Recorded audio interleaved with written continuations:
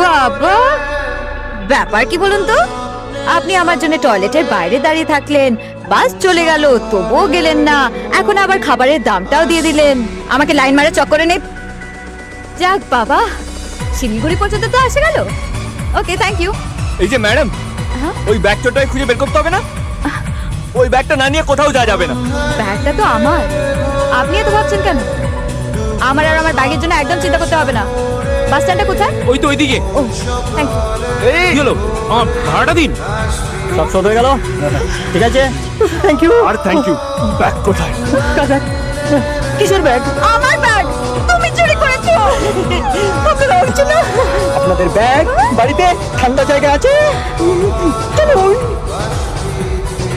আমার টাকা, আমার 10,000 টাকা ছিল।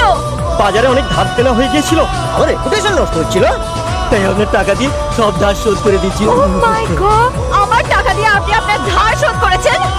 এখন